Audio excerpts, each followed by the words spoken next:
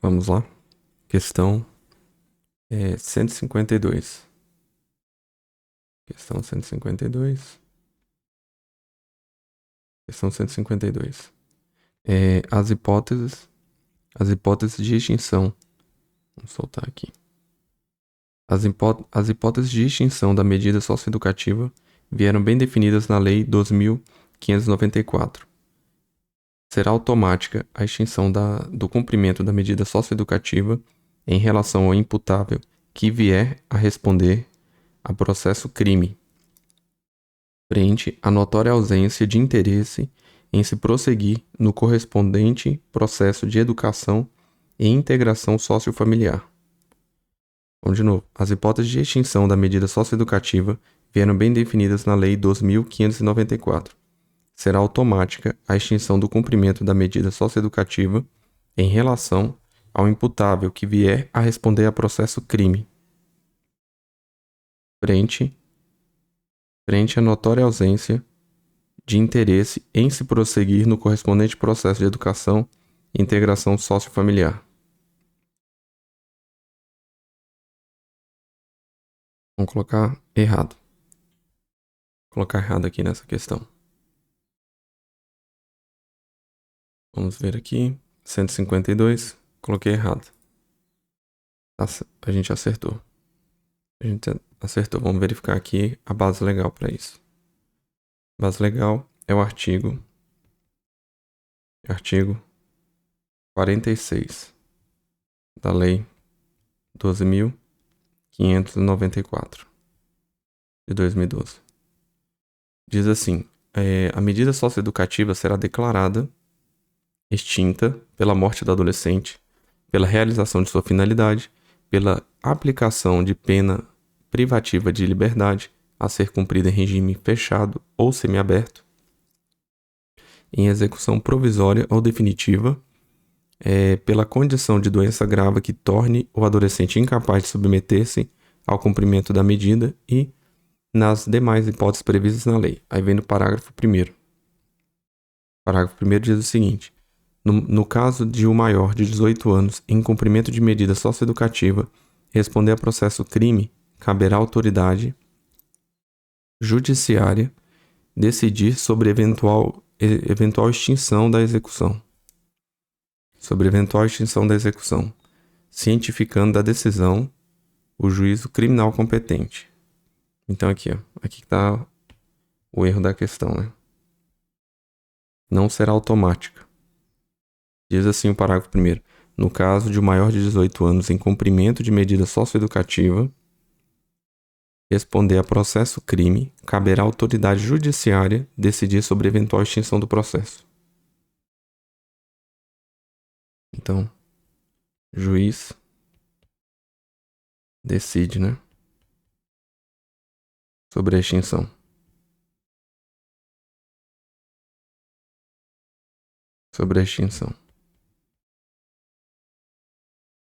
Beleza? Vamos lá, 153. 153. Vamos lá. O instrumento de previsão, registro e gestão das atividades a serem desenvolvidas com o adolescente sobre o cumprimento de medidas socioeducativas em regime de prestação de serviços à comunidade, liberdade assistida, semiliberdade ou internação, foi denominado pela Lei 2.594 de Plano Individual de Atendimento. No caso de semiliberdade ou de internação, o PIA, o Plano Individual de Atendimento, deverá ser elaborado no prazo de 45 dias, contados da data de reingresso do adolescente no programa de atendimento. Quando se tratar de prestação de serviço à comunidade e de liberdade assistida, todavia, a lei reduziu o prazo de elaboração para 15 dias, iniciando-se a contagem a partir do mesmo. Que eu não sei, né? Mas vou de correto. Vamos lá. 153, correta. A gente acertou. Vamos verificar o artigo. Na verdade, já vamos pintar logo aqui, né? Melhor. O instrumento de previsão, registro e gestão de atividades a serem desenvolvidas com adolescentes sob cumprimento de medidas socioeducativas em regime de prestação de serviços à comunidade, liberdade assistida, semi-liberdade ou internação, foi denominado pela Lei 12.594 de Plano Individual de Atendimento. No caso de semi-liberdade ou de internação, o PIA deverá ser elaborado no prazo de 45 dias, contados da data de ingresso do adolescente no programa de atendimento. Quando se tratar de prestação de serviço à comunidade e de liberdade assistida, todavia a lei reduziu o prazo de elaboração para 15 dias, iniciando-se a contagem a partir do mesmo fato. Então vamos lá, no artigo. Essa questão está correta por causa do artigo 55, que diz assim: para o cumprimento das medidas de semi-liberdade ou de internação, o plano individual conterá, aí ele vem colocando, né?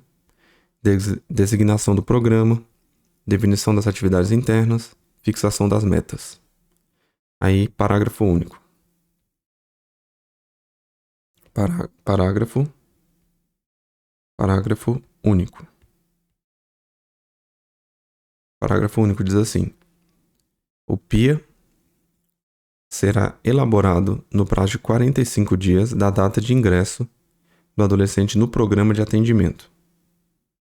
Até aqui está correto, né?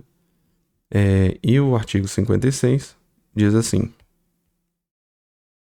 para o cumprimento das medidas de prestação de serviço à comunidade, aqui, e de liberdade assistida, o PIA será elaborado no prazo de até 15 dias do ingresso do adolescente no programa de atendimento. Então, semi-liberdade. Vamos só colocar aqui. Semi-liberdade. Semi-liberdade. Ou. Calma aí. Semi-liberdade. Ou internação. Ou internação. 45 dias. 45 dias. Semi-liberdade ou internação, 45 dias. Mas se for serviço à comunidade. Serviço à comunidade. Comunidade ou liberdade assistida.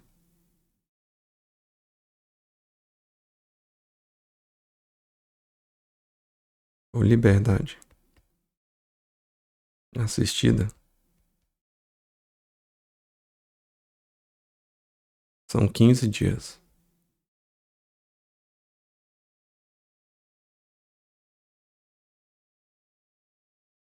Beleza. Voltando. Então tá certa, né? Artigo 55 e artigo 56. Vamos para a próxima. Questão 154. Questão 154 diz assim: segundo a Lei 8.069, o regime de semi-liberdade pode ser efetivado como forma de transição para o meio aberto, com a admissão da realização de atividades externas pelo adolescente, independentemente de autorização judicial. Parece correto. Parece correto. Vamos lá. Tá certo mesmo. A gente acertou. Vamos lá com a base legal. A base legal é o artigo 120 do ECA, que diz assim: 120 do ECA, que diz assim: o regime de semi-liberdade pode ser determinado desde o início ou como forma de transição para o meio aberto. Vamos passar aqui.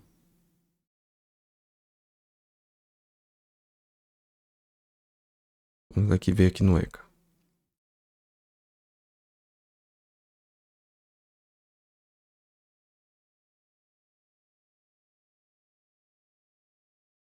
Artigo 120.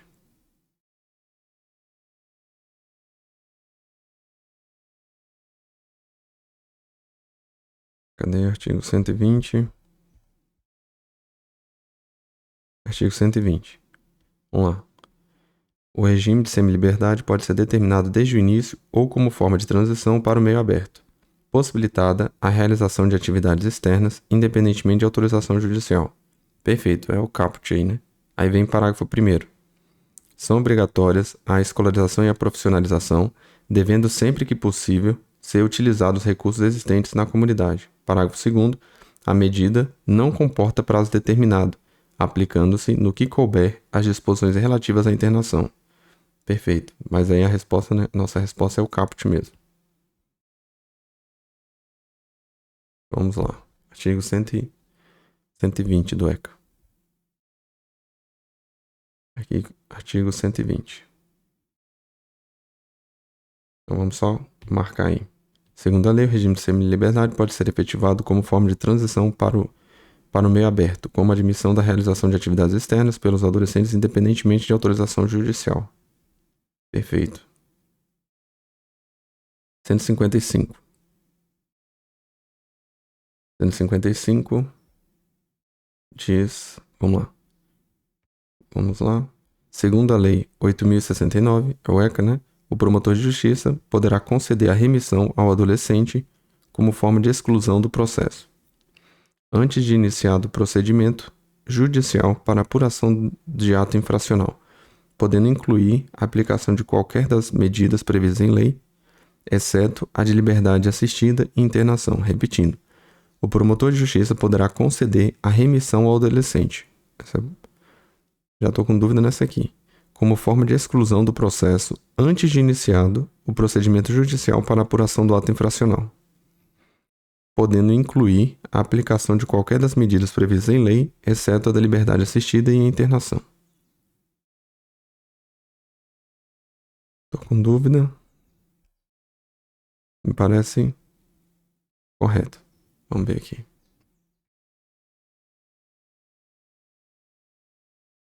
Vamos ver aqui. 155 parece correto. Errado. Errado, né? Vamos verificar aqui. A gente errou. Eu errei essa aí. Vamos ver aqui. Artigo 126 do ECA.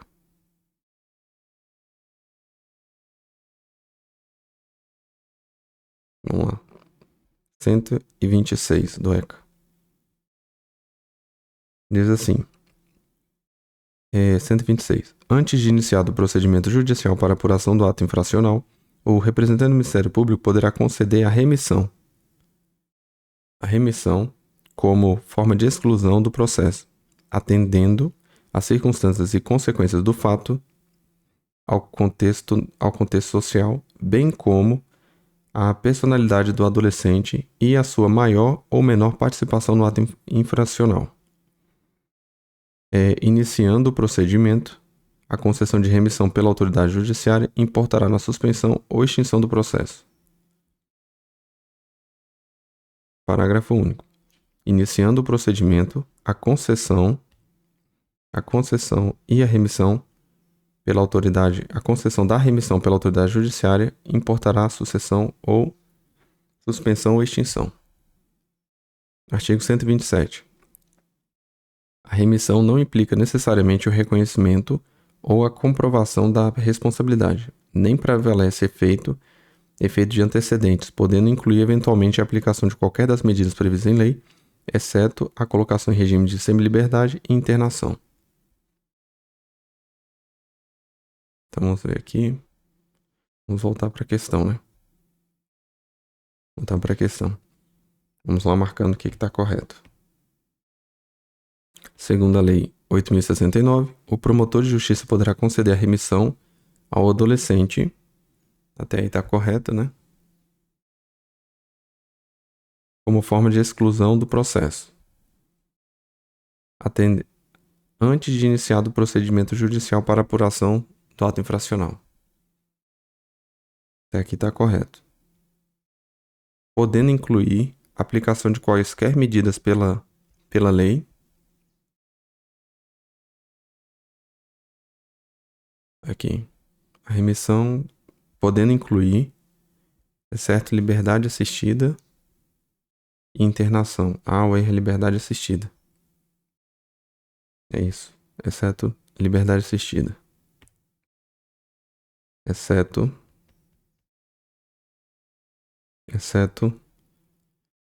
semi-liberdade, semi-liberdade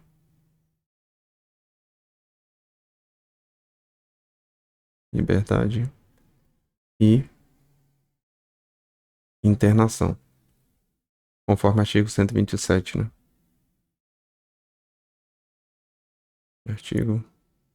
Peraí. Artigo 127.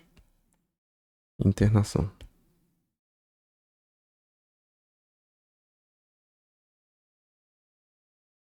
Pronto.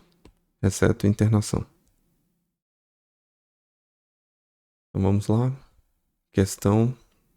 Vamos voltar para a questão. 156. Então o restante aqui está correto, né? Podendo incluir a aplicação de qualquer das medidas previstas em lei, exceto, aí o exceto também está certo, liberdade assistida e de internação. Perfeito. Vamos lá, 156. Questão 156 dispõe assim: de forma meramente exemplificativa, o ECA previu um rol de direitos do adolescente privado de liberdade, incluindo o direito de entrevistar-se pessoalmente com representante do Ministério Público. Entrevistar-se pessoalmente com o representante do Ministério Público? Acho que é errado, né? Essa entrevista é com o diretor da cadeia, não é não?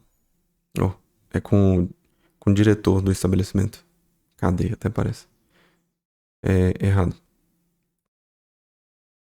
Tá certo. A gente não lembrava dessa aqui, não. Errado. Hoje tá certo, quer dizer. Eu que tô fazendo. Tá certo. Eu errei. Com base em qual artigo? Com base no artigo 124. É isso mesmo. Artigo 124. No artigo 124 dispõe assim. Vamos ver aqui. São direitos, né? São direitos do adolescente privado de liberdade, dentre outros. Então, exemplificativo, igual fala na questão. E é o primeiro. Entrevistar-se com representante do membro do Ministério Público. Pessoalmente, entrevistar-se pessoalmente com o representante do membro. Entrevistar-se pessoalmente com o representante do Ministério Público. Aí vem os outros, né? Peticionar diretamente a qualquer autoridade, avistar-se reservadamente com seu defensor, ser informado da sua situação processual, ser tratado com respeito e dignidade, permanecer internado na mesma localidade ou naquela mais próxima do domicílio de seus pais ou responsáveis, receber visita ao menos semanalmente, corresponder-se com seus familiares e amigos, ter acesso a objetos necessários à higiene pessoal, habitar alojamento em condições adequadas de higiene, receber escolarização e profissionalização, realizar atividades culturais, esportivas e lazer, ter acesso aos meios de comunicação social, receber assistência religiosa, segundo a sua crença, manter a posse de seus bens pessoais, receber, quando de sua internação, os documentos pessoais indispensáveis à vida em sociedade. Perfeito. Vamos lá? Então, essa questão está correta. A resposta estava no primeiro inciso. Inciso 1. De forma meramente exemplificativa, o Estatuto da Criança e do Adolescente previu um rol de direitos de adolescentes privados de liberdade, incluindo o direito de entrevistar-se pessoalmente com representante do Ministério Público. Legal isso aí. 127. 127. Segundo a resolução 67 de 2011, editada pelo Conselho Nacional do Ministério Público, os membros do Ministério Público dos Estados, os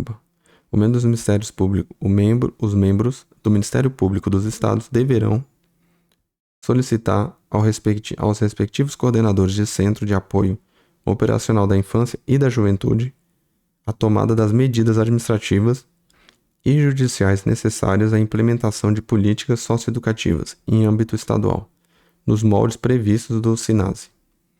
Repetindo, segundo a Resolução 67, editada pelo Conselho Nacional do Ministério Público, os membros do Ministério Público dos Estados deverão solicitar aos respectivos coordenadores de Centro de Apoio Operacional da Infância e da Juventude a tomada das medidas administrativas e judiciais necessárias à implementação de políticas socioeducativas em âmbito estadual nos moldes do previsto pelo SISNAD. Me parece correta. Essa aqui eu não sei, não lembro, né? Não, essa aqui eu não me lembro. 157, correta. Eu errei, na verdade, errada. Vamos verificar por quê. Vamos ver qual a base legal. Base legal, Resolução 67 de 2011, artigo 4º, que diz assim: os membros do Ministério Público, em todos os estados, deverão tomar as medidas administrativas e judiciais necessárias à implementação de políticas socioeducativas em âmbito estadual e municipal, nos moldes do previsto pelo SINASE. Vamos verificar aqui.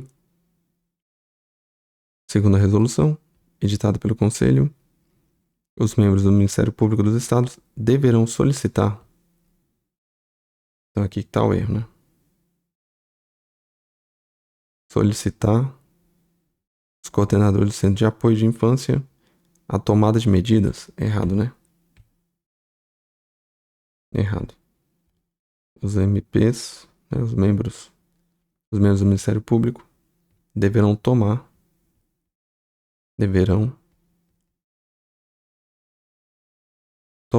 as medidas, né?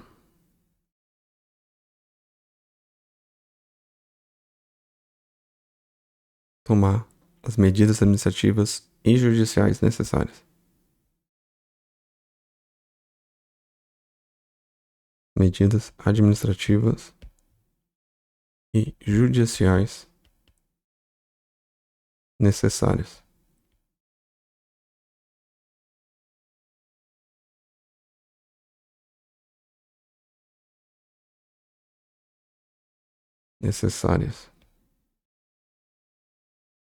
Perfeito. Eles que deverão tomar, né?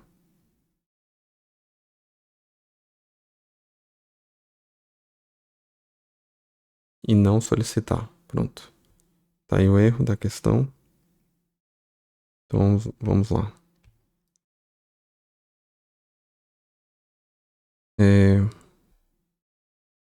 O grande erro está em solicitar, né? Deverão tomar. Beleza? Direitos humanos e cidadania. Vamos lá. 158. Questão 158. A gente começa com: conceitualmente, os direitos humanos são os direitos protegidos pela ordem internacional contra as violações e arbitrariedades que um Estado possa cometer às pessoas sujeitas à sua jurisdição. Por sua vez, os direitos fundamentais são afetos à proteção interna dos direitos dos cidadãos, os quais encontram-se positivados nos textos constitucionais contemporâneos. Repetindo, conceitualmente, os direitos humanos são os direitos protegidos pela ordem internacional contra as violações e arbitrariedades de um Estado. Aqui está correto. Que um Estado possa cometer às pessoas sujeitas à sua jurisdição. Até que está correto.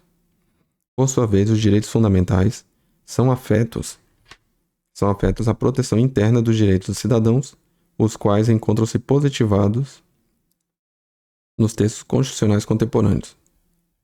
Acredito que esteja certo. Vamos verificar aqui. Exato, acertamos. Vamos ver aqui. Isso aqui é a base doutrinária, né? Isso é a base doutrinária. Então só vamos grifar mesmo. Conceitualmente, os direitos humanos são os direitos protegidos pela ordem internacional contra as violações e arbitrariedade de um Estado que um Estado possa cometer às pessoas sujeitas à sua jurisdição. Por sua vez, os direitos fundamentais são os afetos à proteção interna dos direitos dos cidadãos, os quais encontram-se positivados nos textos constitucionais contemporâneos. Doutrina.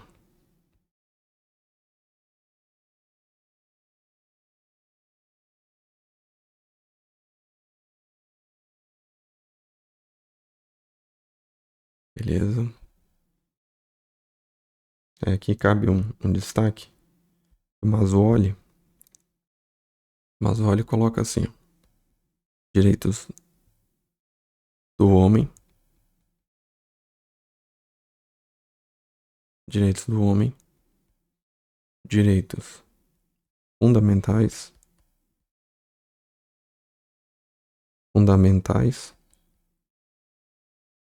e direitos humanos.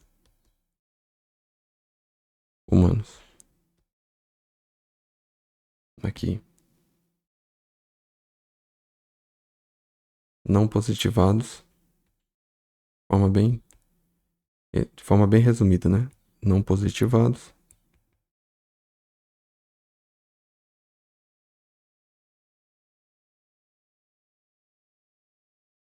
Aqui, direitos fundamentais.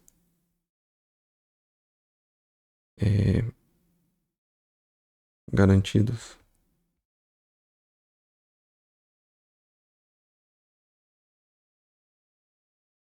na Constituição ou na ordem interna, né? Ou na ordem interna de cada estado. Ou na ordem interna. E por último, direitos humanos internacional. Proteção internacional. Pronto. Prontinho.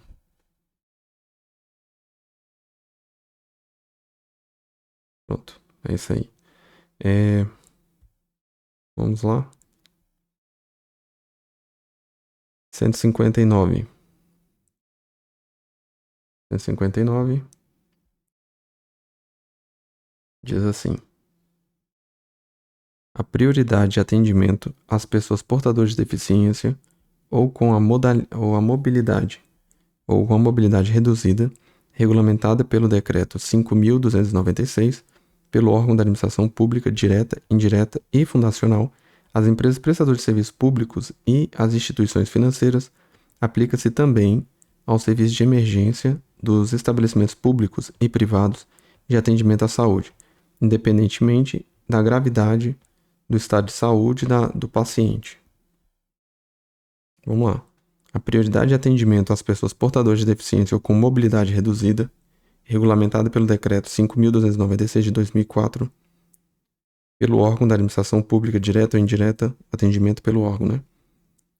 As empresas prestadoras de serviço público e as instituições financeiras aplica-se também ao serviço de emergência de estabelecimentos públicos e privados de atendimento à saúde, independentemente da gravidade do estado de saúde do paciente.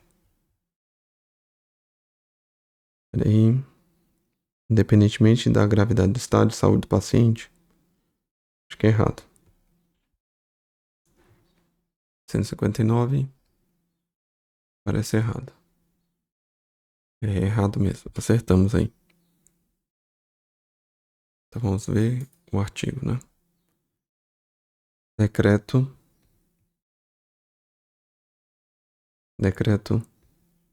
número 5.296, 2004.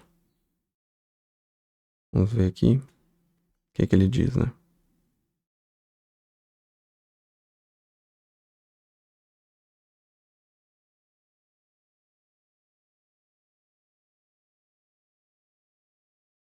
Vamos ver aqui.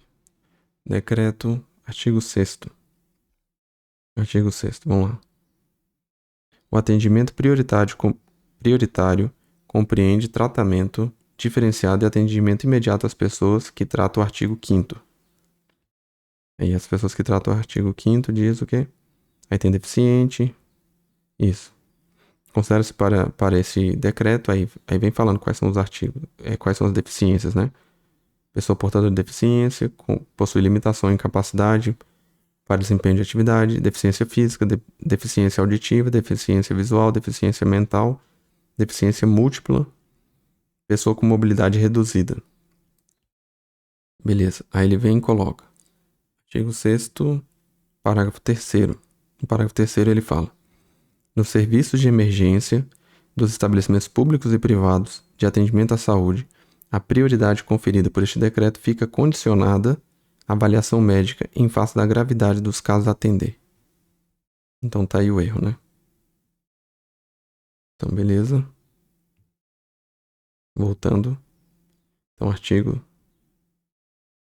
6º.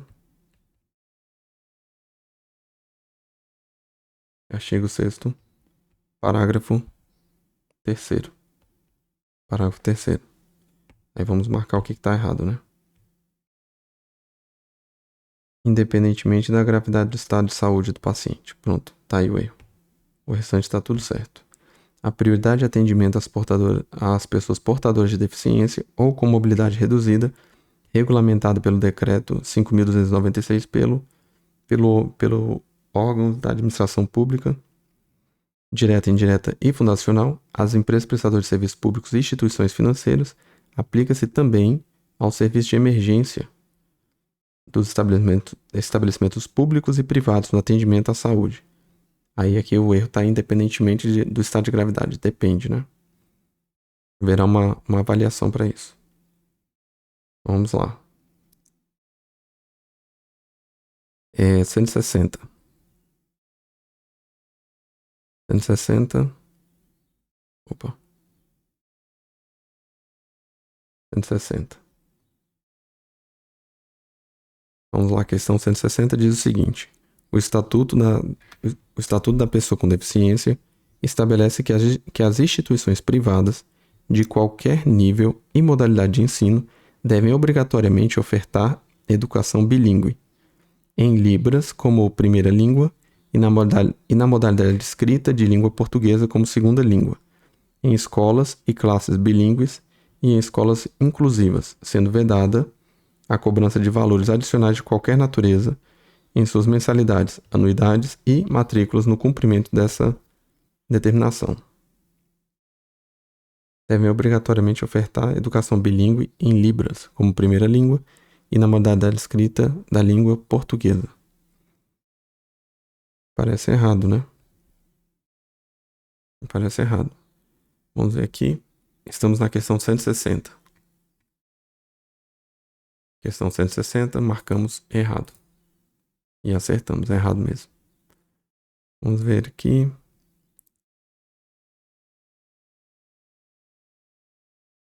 Vamos ver aqui a base legal para isso, né? Vamos ver aqui a base legal. Artigo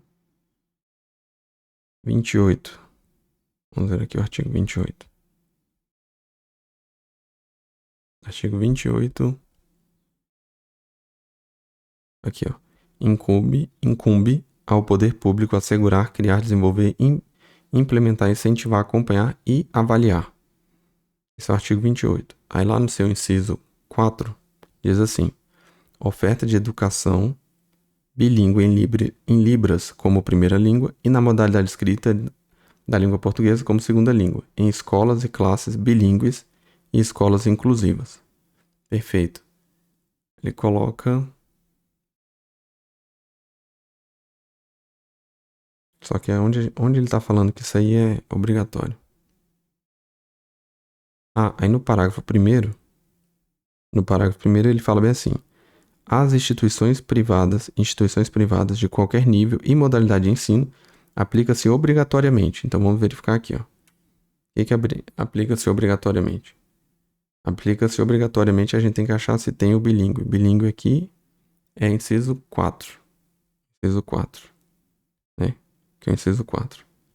E aqui, ó, nós temos 1, 3, 5, 7, 8, 9, 10, 11, 12, 13, 14, 15, 16, 17, 18. Ou seja, não temos a obrigatoriedade de ser bilíngue, né? Então vamos colocar lá. Tá errado. Então vamos aqui. Artigo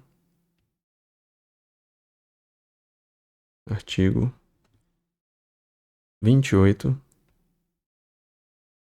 da lei. Parágrafo 1º, né? Parágrafo 1º da lei 13.146, né? Que é o Estatuto da Pessoa com Deficiência. Aqui. Então, onde é que está o erro na questão? O erro da questão está em devem obrigatoriamente. As instituições privadas. Ainda tem que destacar aqui, ó, instituições privadas. Então tá errado. Vamos lá para a próxima. 161. 161 diz assim: de acordo com o Estatuto do Idoso, as transações relativas a alimentos poderão ser celebradas perante promotor de justiça ou defensor público, que a submeterá à homologação judicial, e nos casos que o idoso ou seus familiares não possuírem condição econômica de prover o seu sustento, impõe-se ao poder público esse provimento no âmbito da assistência social. Me parece correto. Vamos lá, questão 161. A gente colocou correto e eu errei. Errada. Vamos descobrir por quê. Com base no artigo 13 do Estatuto do Idoso. Vamos verificar aqui. O que fala no artigo 13 do Estatuto do Idoso? Lei 10.741. Vamos verificar agora. Artigo 13. Artigo 13 diz assim: as transações relativas a alimentos poderão ser celebradas perante promotor de justiça ou defensor público, que as referendará e passarão a ter efeito de título executivo extrajudicial nos termos da Lei de Processo Civil. Vamos voltar para a questão. A questão diz o seguinte: de acordo com o Estatuto do Idoso, as transações relativas a alimentos poderão ser celebradas perante o promotor de justiça ou defensor, que a submeterá à homologação judicial. Errado, né? Errado. O erro tá aqui, né? Tá falando lá que as referendará e passarão a ter efeito título executivo extrajudicial. Então não tem que ser homologado, né, pela autoridade judicial. Vamos marcar aqui que está correto, que está errado, né? Que a submeterá à homologação judicial. Errado.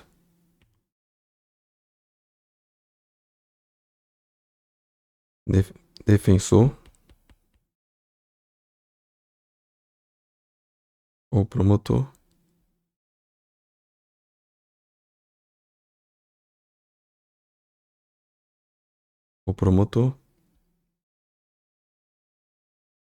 referendará.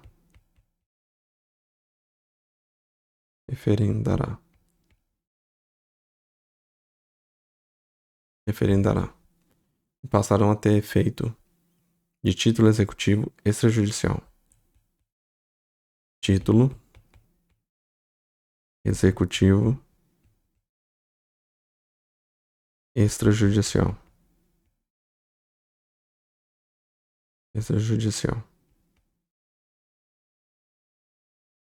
Perfeito. Vamos lá. 162. 162.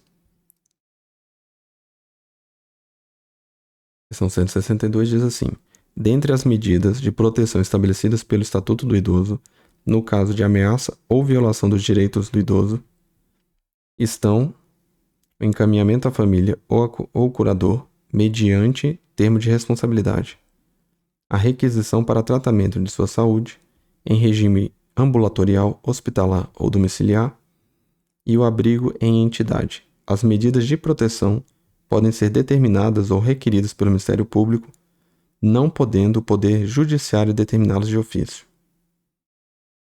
Me parece errado. Vamos ver aqui.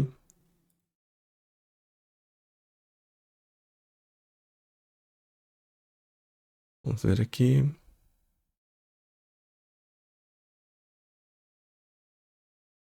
Questão 162. A gente colocou errada. E a gente errou, porque tá certo. Então já vamos começar marcando aí. Dentre as medidas de proteção estabelecidas pelo Estatuto do Idoso, no caso de ameaça ou violação dos direitos do idoso, estão encaminhamento à família ou curador, mediante termo de responsabilidade, a requisição para tratamento de sua saúde em regime ambulatorial, hospitalar ou domiciliar e o abrigo em entidade. As medidas de proteção podem ser determinadas ou requeridas pelo Ministério Público, não podendo o Poder Judiciário determiná-las de ofício. Não podendo o Poder Judiciário determiná-las de ofício.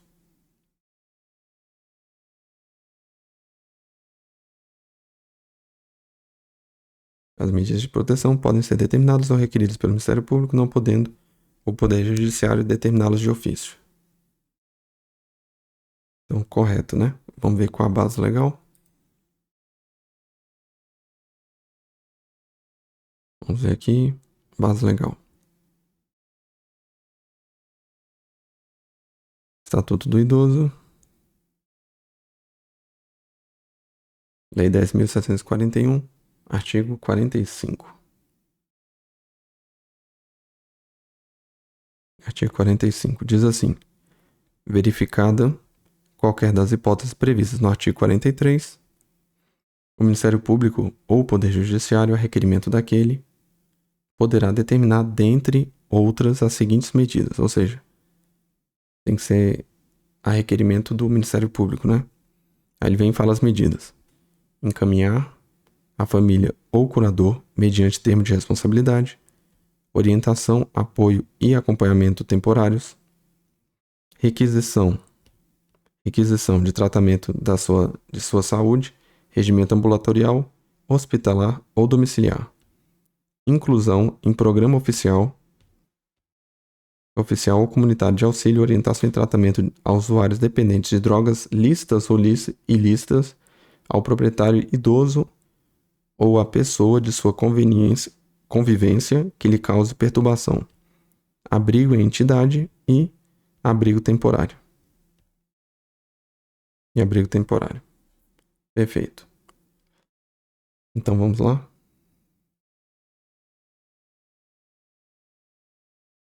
Vamos colocar aqui artigo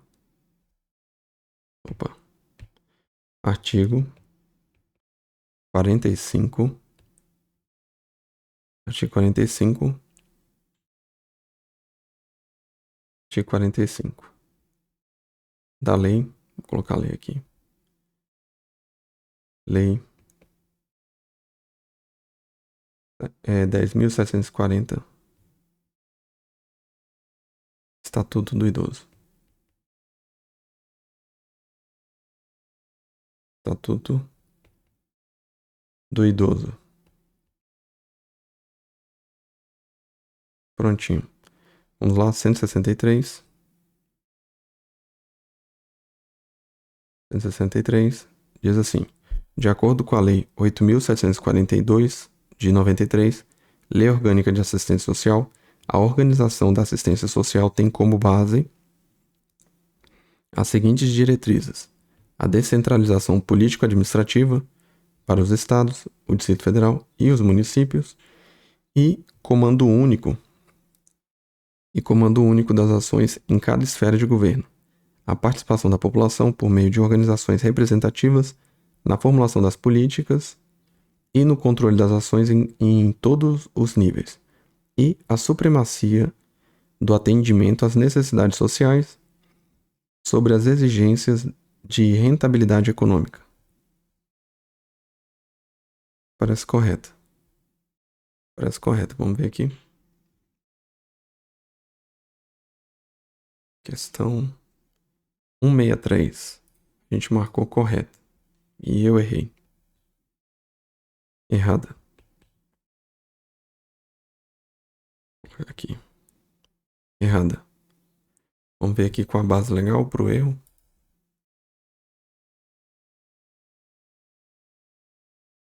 Vamos ver aqui. Artigo 4º. Artigo 4º da Lei 8.742. Vamos ver aqui. Artigo 4º diz assim. Vamos lá. Assistência social rege-se pelos seguintes princípios: supremacia do atendimento às necessidades sociais sobre as exigências de rentabilidade econômica. Vamos ver aqui o que falava na questão.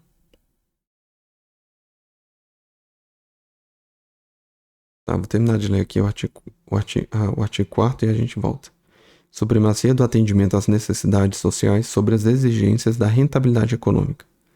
Universalização dos direitos sociais a fim de tornar o destinatário da ação assistencial alcançável pelas demais políticas públicas.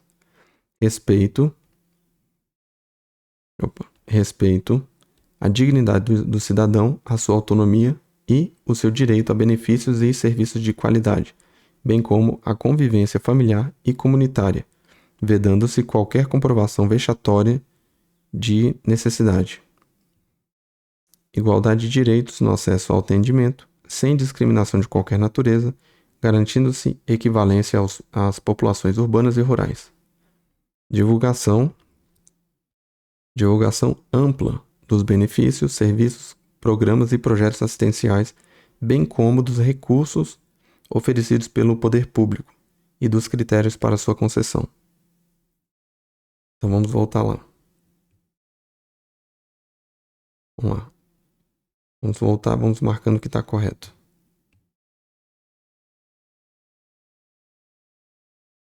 De acordo com a Lei 8.742, Lei Orgânica da Assistência Social, a organização da assistência social tem como base as seguintes diretrizes.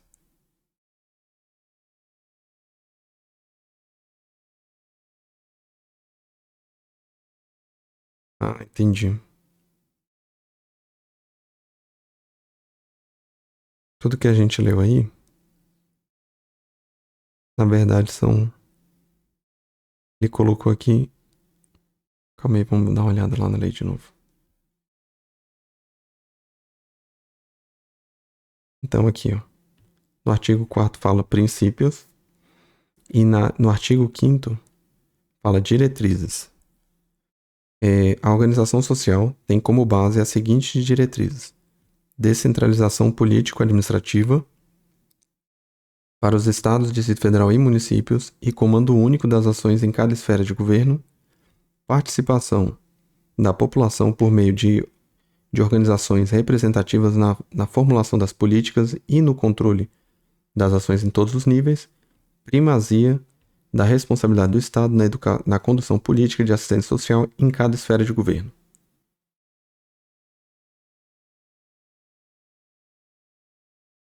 Então, vamos lá. O erro está aqui, então.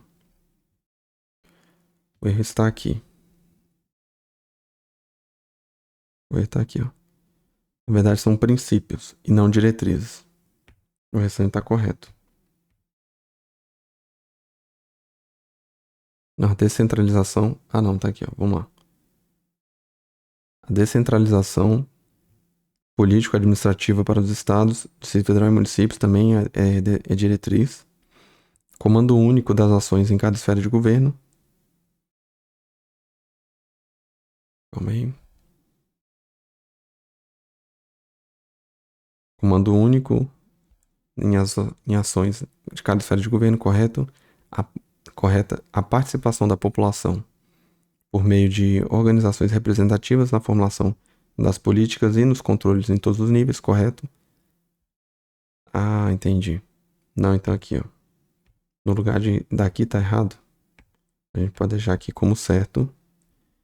E aí a gente vai mudar só aqui embaixo, ó. Porque essa questão da supremacia é um princípio. A supremacia do atendimento às necessidades sociais sobre as exigências de rentabilidade econômica. Isso é um princípio. Então a questão brincou entre o artigo 5º, artigo 4º, princípios,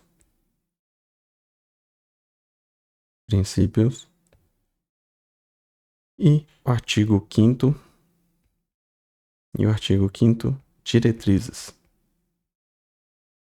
Diretrizes.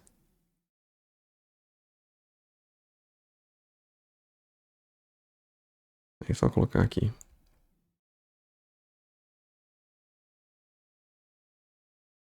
Todos, né? Da lei 8.742 de 93. De 93. LOAS, né? Lei Orgânica da Assistência Social. Perfeito. 164. 164. Vamos lá. De acordo com a Lei Orgânica de Assistência Social, o CRAS é a unidade pública municipal de base territorial localizada em áreas com maiores índices de vulnerabilidade e risco social, destinada à articulação dos serviços socioassistenciais no seu território de abrangência e a prestação de serviços, programas e projetos socioassistenciais de proteção social às famílias. Já o CREAS é a unidade pública de abrangência e gestão municipal, estadual ou regional destinada à prestação de serviços a indivíduos e famílias que se encontram em situação de risco pessoal ou social, por violência de direitos ou contingência, que demandam intervenções especializadas da proteção social especial.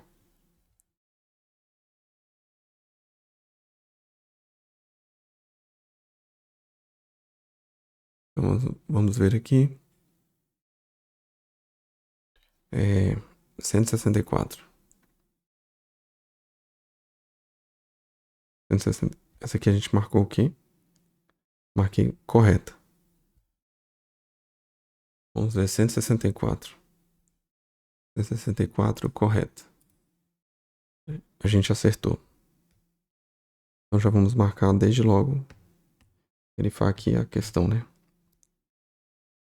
De acordo com a Lei Orgânica da Assistência Social, o CRAS é a unidade pública municipal de base territorial localizada em áreas com maiores índices de vulnerabilidade e risco social, destinada à articulação dos serviços socioassistenciais no seu território de abrangência e à prestação de serviços, programas e projetos socioassistenciais de proteção social básica às famílias. Já, vamos ver se aparece tudo. Tem como não.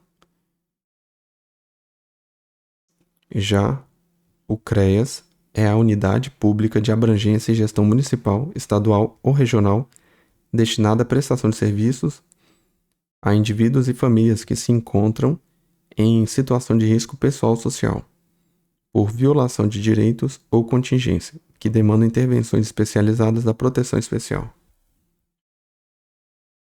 Então, está correta. Vamos ver a base do artigo. Qual artigo, né?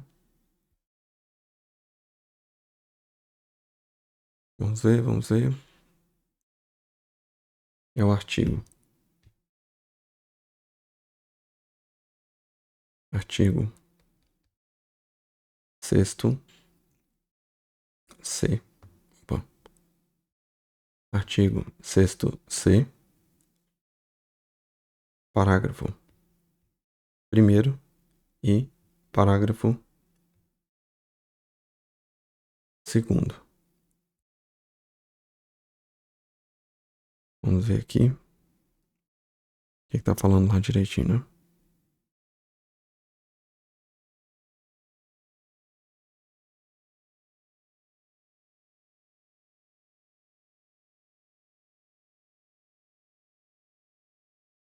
Vamos ver aqui.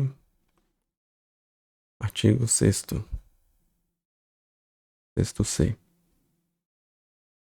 Artigo 6º C. Diz assim: as proteções sociais básica e especial serão ofertadas principalmente no Centro de Referência de Assistência Social, o CRAS, e no Centro de Referência Especializado de Assistência Social, CREAS, respectivamente, e pelas entidades sem fins lucrativos de assistência social de que trata o artigo 3º dessa lei. O CRAS é a unidade pública municipal de base territorial localizada em áreas de maior índice de vulnerabilidade e risco social, destinada à articulação de serviços socioassistenciais no seu território de abrangência e à prestação de serviços, programas e projetos socioassistenciais de proteção social básicas à família. O CREAS é a unidade pública de abrangência e gestão municipal, estadual ou regional, destinada à prestação de serviços a indivíduos e famílias que se encontram em situação de risco pessoal ou social, por violação de direitos ou contingência, que demandam intervenções especializadas da proteção social especial. E ainda tem aqui o artigo 3º que diz assim: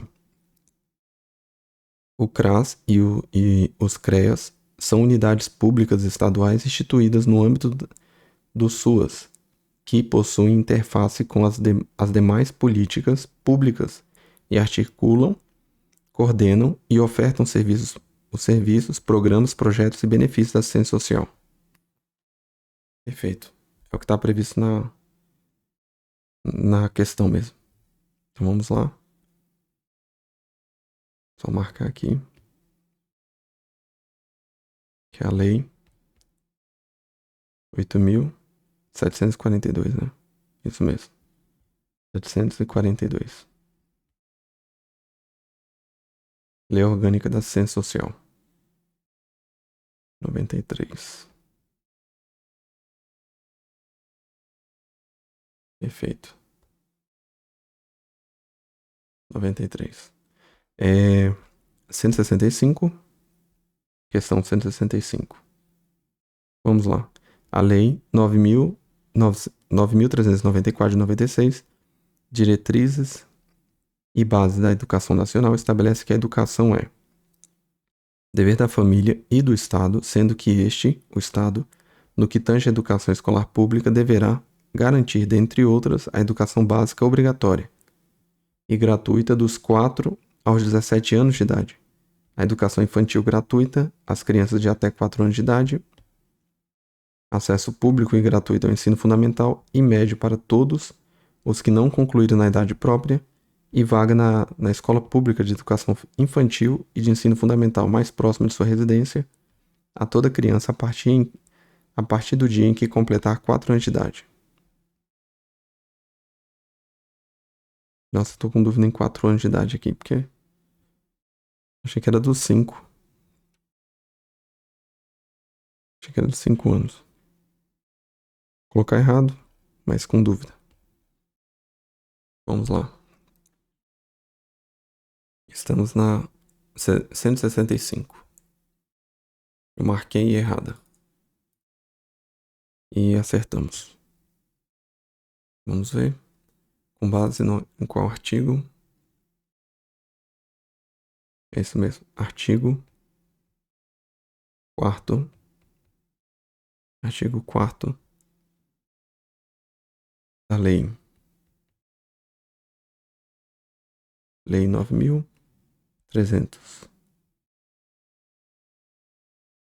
394 de 96. Inciso.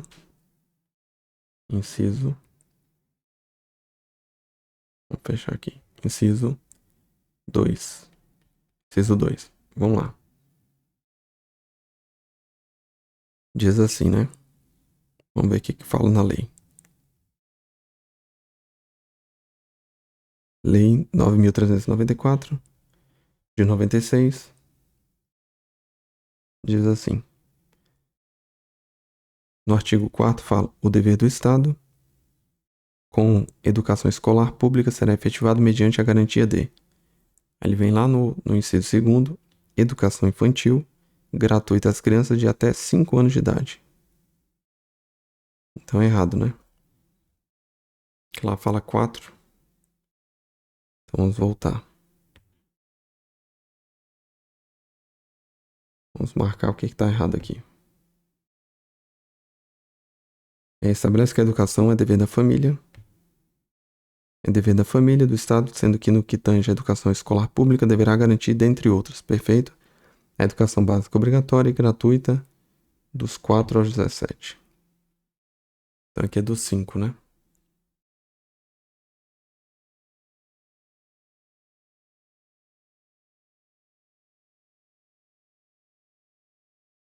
Então tá errado aqui. Peraí.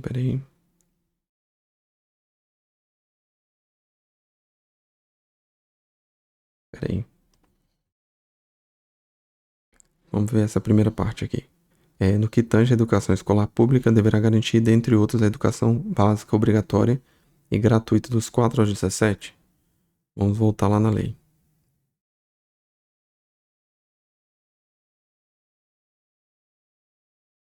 Vamos voltar na lei. A gente verificar aqui. Ó, a primeira parte da questão está correta.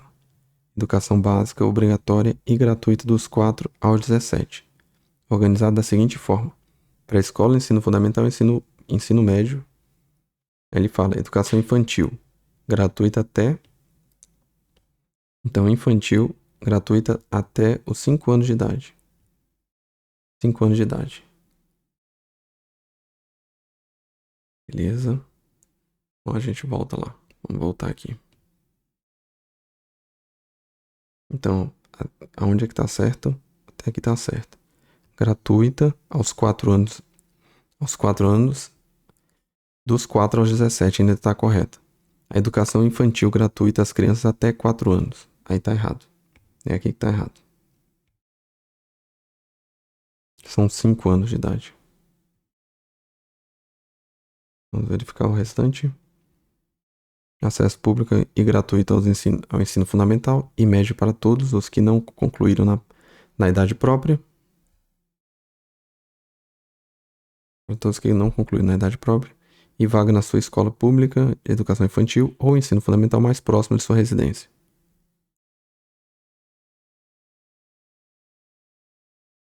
Perfeito. E toda a família aqui, a toda criança a partir do dia em que completar 4 anos de idade. Vamos ver essa outra parte aí.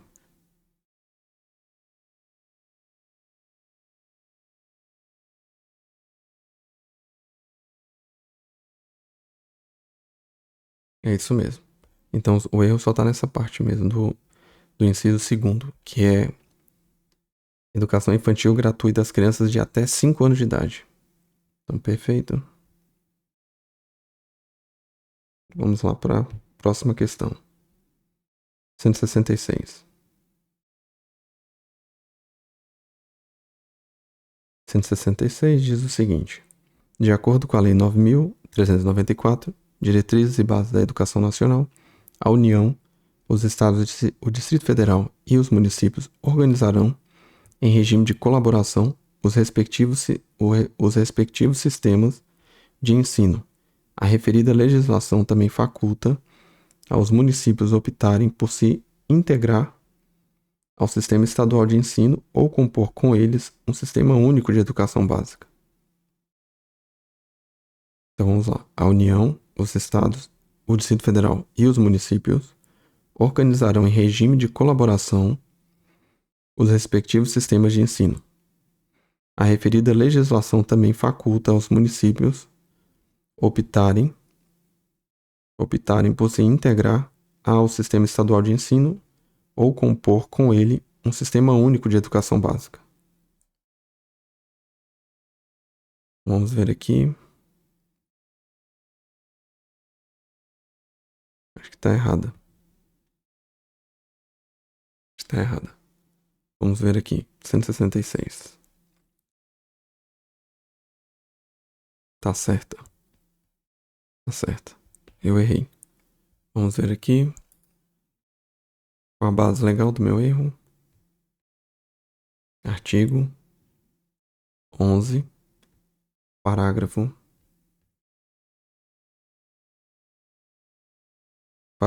único.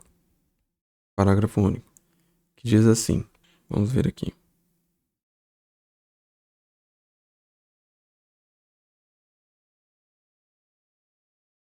Vamos ver aqui. O que diz a lei, né? Artigo 11.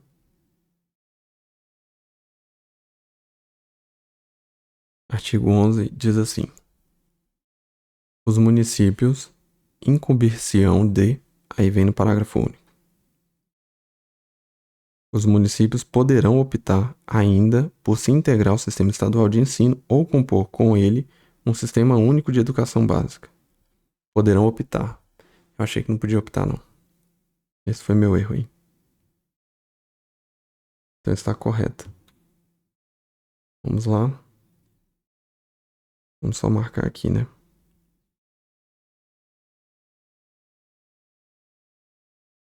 Vamos só marcar. De acordo com a Lei 9.394, Diretrizes e Bases da Educação Nacional, a União, os Estados, o Distrito Federal e os municípios organizarão, em regime de colaboração, os respectivos sistemas de ensino.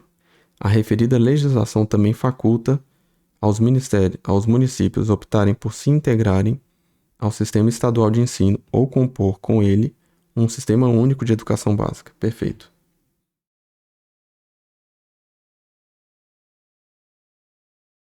Vamos lá.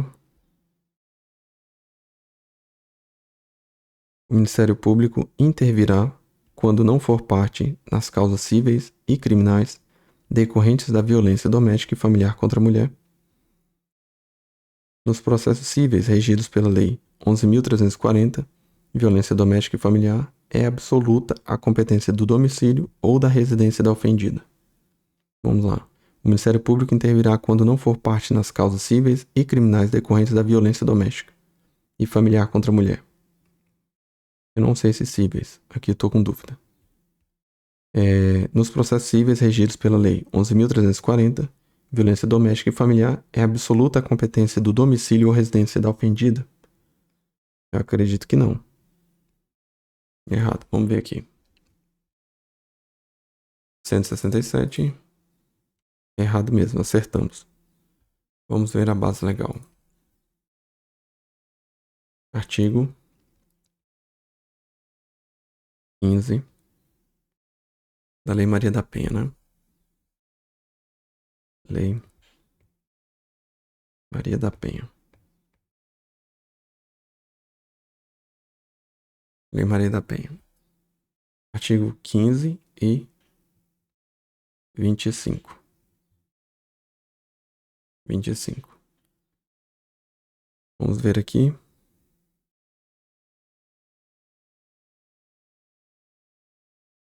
Vamos ver aqui o que fala.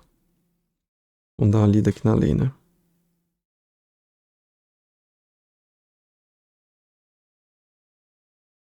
Vamos ver aqui.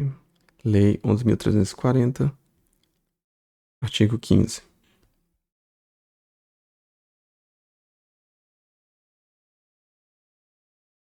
Artigo 15 diz assim, ó. É competente por opção da ofendida, para os processos cíveis regidos por esta lei, o juizado do seu domicílio ou de sua residência, do lugar do fato em que se baseou a demanda ou do domicílio do agressor. Vamos terminar essa questão aqui primeiro, antes do intervalo. Ou do agressor. Aí vem questão, ou seja, por opção da ofendida, né? Aí artigo 25. Vamos ver o 25 agora. 25 diz o seguinte: o Ministério Público intervirá quando não for parte nas causas cíveis e criminais decorrentes da violência doméstica e familiar contra a mulher. Ah, entendi. Beleza. Vamos ver aqui. Então vamos marcar o que tá certo, né? Primeiro, tá certo. O Ministério Público intervirá quando não for parte em causas cíveis e criminais decorrentes de violência doméstica e familiar contra a mulher. Perfeito. Aí ele fala: onde é que tá o erro, né? Vamos descobrir. Nos processos cíveis regidos pela Lei 11.340 de violência doméstica e familiar, aí vem aqui, ó. É absoluta a competência do domicílio ou residência da ofendida. Errado, né? Errado. Aí a gente fecha aqui e estende aqui. Competência. Competência civil. Lei Maria da Penha.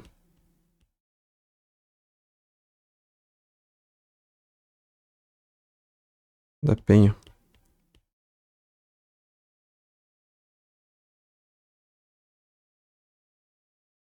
Ser conforme a opção da ofendida. Então já não é absoluta, né? Ela pode escolher. E aí nós temos domicílio,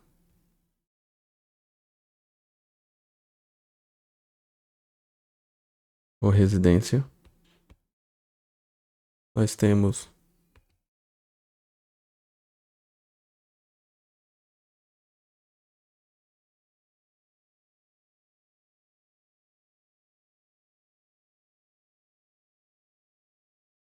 lugar,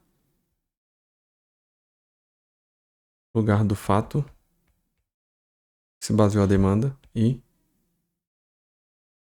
domicílio, domicílio do agressor. Domicílio do agressor.